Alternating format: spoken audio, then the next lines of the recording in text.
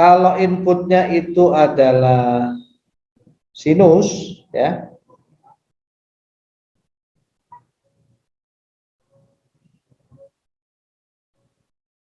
ini supaya lebih general langsung kompleks sinusoidal ya.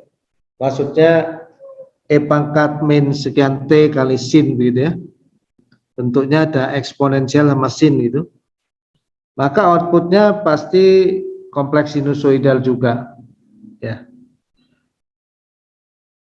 Frekuensinya sama, amplitudo dan fasanya yang beda.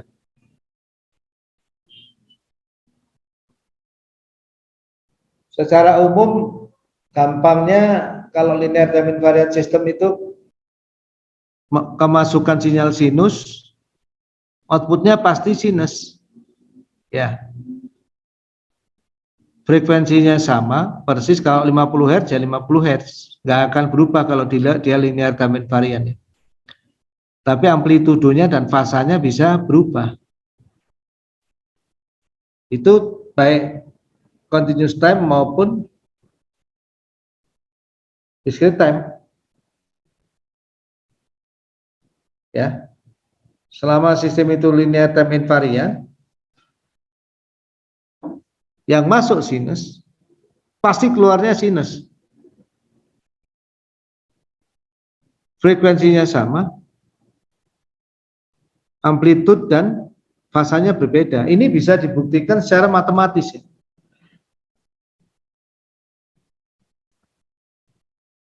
Tidak terlalu sulit membuktikannya. Anda terima dulu sambil diinget-inget. Jadi kalau misalnya seperti full wave rectifier tadi, inputnya sinus 50 Hz, outputnya tidak sinus harga mutlaknya, udah pasti nonlinear ya. Kalau inputnya sinus, outputnya sinus tapi frekuensinya berubah, pasti dia tidak linear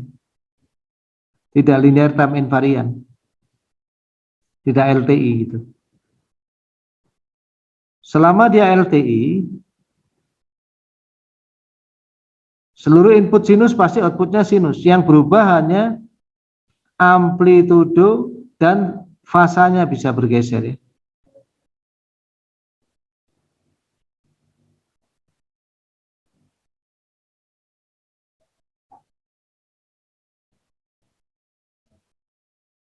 Ya.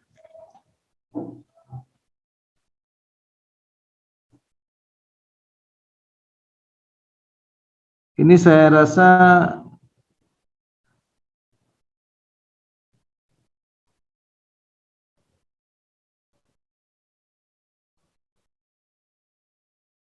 ya sangat penting ya ini ya.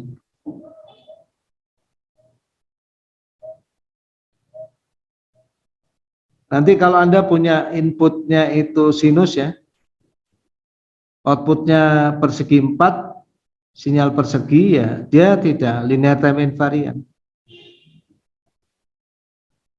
Ini baik untuk continuous time maupun discrete time berlaku.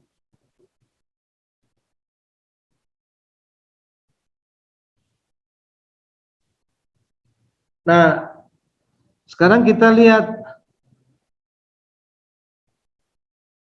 kita akan masuk ke analisis sistem discrete time. Misalnya kita sekarang mau menganalisis sebuah sistem waktu discrete ya, linear time invariant. Jadi ini asumsinya dia sistemnya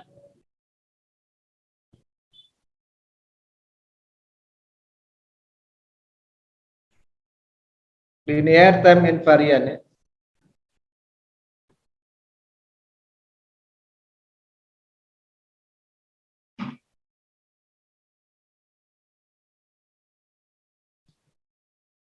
Nah, untuk sebarang input Xn itu outputnya bisa ditemukan dengan mencari respon pada xn saja, ya. Jadi bagian yang lain ini dihilangin dulu, xn min 1 dan lain-lain. Nanti setelah kita dapat respon yn-nya, sifat input-input lain ini karena sifatnya linier ya, linear time invariant ya. Ini bisa diperoleh hanya dengan masing-masing suku itu bisa diperoleh hanya dengan mengalihkan, menambahkan dan menggeser waktu. Nah, itu hebatnya linear time invariant. Karena tadi kalau kita punya, kan kalau sistem linear itu ketika ada x1n gitu, ini masuk sistem linear time invariant, outputnya yn. Persamaannya seperti apapun rumitnya, selama dia linear time invariant seperti ini. Nanti kalau x2n itu, ini y1, maaf.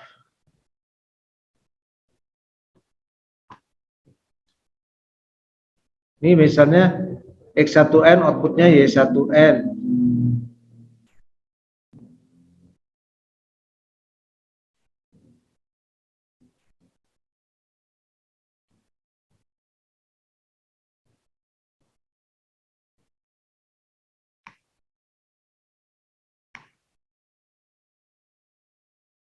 X2n outputnya Y2n.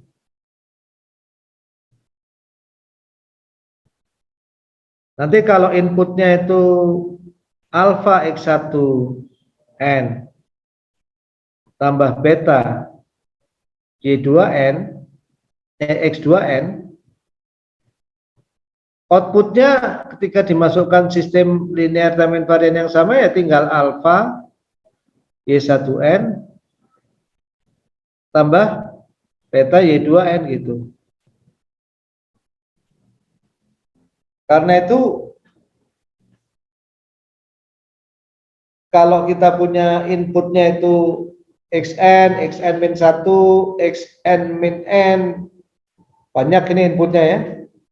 Ya itu tinggal dihitung yang untuk xn aja, nanti yang untuk xn min 1 kan digeser. Gitu. Outputnya tinggal digeser. xn min 2 tinggal digeser dan seterusnya. Nah, nanti pengaruh koefisien bn min 1 itu tinggal dikali-kali aja. Jadi tinggal menghitung terutama ya untuk xn aja, yang lainnya ya tinggal adding time shifted gitu. Add shift. Itu yang membuat orang senang linear time invariant karena ya mudah.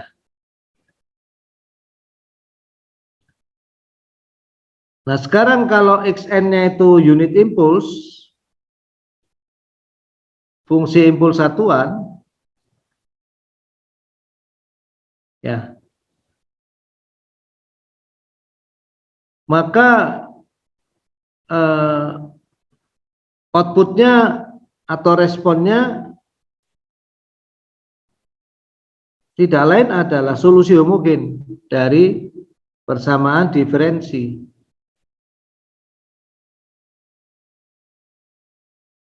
Ya, solusi homogen dengan persamaan diferensi. Nah, nanti kita lihat contohnya ya. Tentu kondisi-kondisi mulanya diterapkan.